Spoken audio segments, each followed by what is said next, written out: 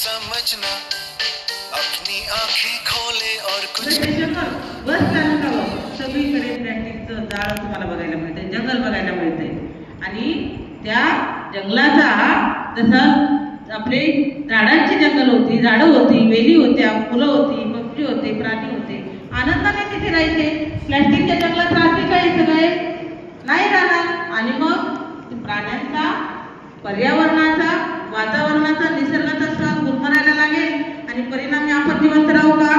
नाही राहणार. आपला माझ्या नाशिक शहराला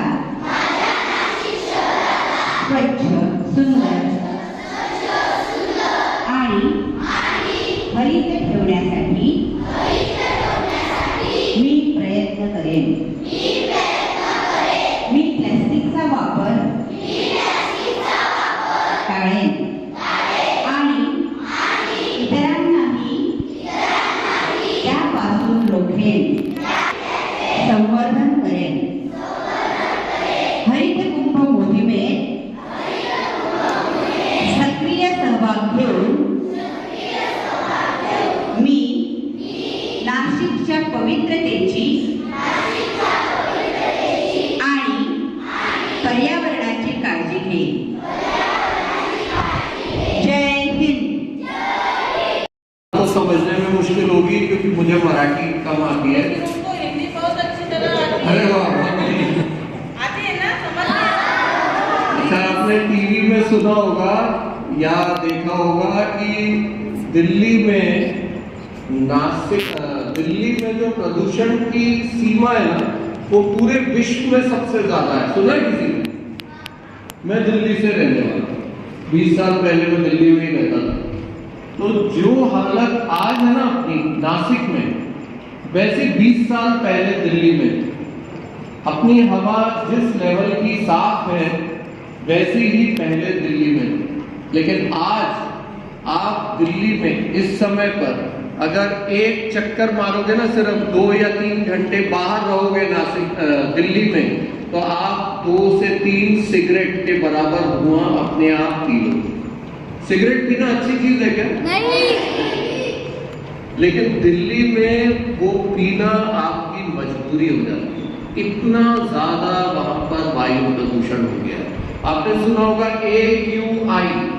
AQI का मतलब होता है एयर क्वालिटी इंडेक्स. इससे हमें पता लगता है कि जो हवा है वो कितनी प्रदूषित है. दिल्ली में ये जो सीमा है ना, ये 400 के ऊपर जाती है, जबकि होनी चाहिए 50 के नीचे. जो प्रदूषण 50 के नीचे होना चाहिए वो दिल्ली में है 400 के ऊपर, और नासिक में भी अब ये 100 के आसपास. जब ये प्रदूषण का स्तर 400 होता है ना, इसका मतलब आप समझो कि 4 सिगरेट दिन की हम पी रहे हैं बिना सिगरेट पी. मतलब मेरी इच्छा नहीं है सिगरेट पीने की, लेकिन 4 सिगरेट का धुआं मेरे को पीना ही पड़ेगा. इतना प्रदूषण सेम नासिक में भी होगा 20 साल बाद, नहीं 10 साल में, अगर हम लोगों ने उनसे सीखा नहीं तो. हमें चाहिए क्या ये चीज को ठीक करना? अच्छा, मेरे को ये बताओ कि नासिक को हमें अच्छा बना के रखना है तो ये कौन बनाएगा? पक्का? या बाहर से वो ट्रंप अंकल को बुला लें, या मोदी अंकल को बुलाएं, या महाराष्ट्र के मुख्यमंत्री यहाँ पर आएंगे और वो नासिक को स्वच्छ बनाएंगे? ऐसा हो सकता है क्या? अगर मेरा घर गंदा है तो साफ कौन करेगा? मुझे ही करना पड़ेगा ना. तो एक आपने देखा होगा बोर्ड लिखे रहते हैं ना बाहर, वो उसमें लिखा रहता है नासिक को हमें स्वच्छ शहर बनाना है. पढ़ा है आपने? उसमें रैंकिंग मिलती है. अभी नासिक की रैंकिंग 25 के आसपास चल रही है पूरे शहरों में स्वच्छता में.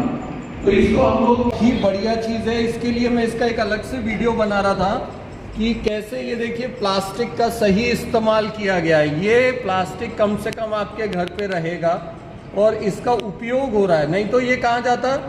डस्टबिन में. तो आपने जो ये बहुत बढ़िया चीज़ें बनाई है ना, ये बाकी स्कूलों तक भी पहुंचनी चाहिए. ये देखिए, ये मेरे को अभी बताया था कि ये चेहरा है वो पूरा पौधा बना दिया है. और ये पूरी बॉडी है, ये 2 हाथ हैं, ये 2 पैर हैं। तो इतना अच्छा इस्तेमाल जो प्लास्टिक का हुआ है, ये तो मेरा फेवरेट है। ये अगर टेबल पर रखा होगा, और मैं रिक्वेस्ट करूंगा ये वीडियो के माध्यम से करिश्मा नायर मैडम को भी, मनीषा खत्री मैडम को भी, कि ये अपन आयुक्त मैडम को गिफ्ट करेंगे, ठीक है ना। ये देखिए कितना बढ़िया, इसमें 2 प्लास्टिक की बॉटल से ये टेबल पर रखने के लिए कितना बढ़िया चीज़ बनाई गई है। तो ये इतनी अच्छी अच्छी जो चीज़ें हैं, ये देखो कितना बढ़िया इसका इस्तेमाल किया गया। मतलब रचना स्कूल के बच्चों की जो रचना है, ये पूरे देश देखना चाहिए ये, कि प्लास्टिक का सही इस्तेमाल कैसे हो सकता है। नहीं तो प्लास्टिक का हम क्या करते हैं, जो हमारे यहाँ जो बाहर के लोग भी आते हैं ना बेवकूफ़, वो क्या करते हैं, बॉटल पानी पी और फेंक दिया डस्टबिन में। अरे नासिक क्या डस्टबिन है तुम्हारा? हमारा शहर है वो। तो इसको अच्छा कैसे बनाना है, ये सीखना है अगर, तो रचना स्कूल के बच्चों से सीखना चाहिए। तो अपने लिए जोरदार तालियां।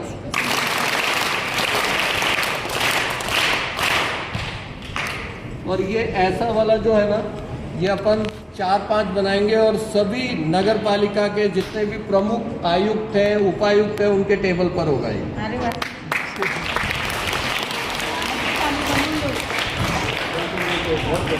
बनाना है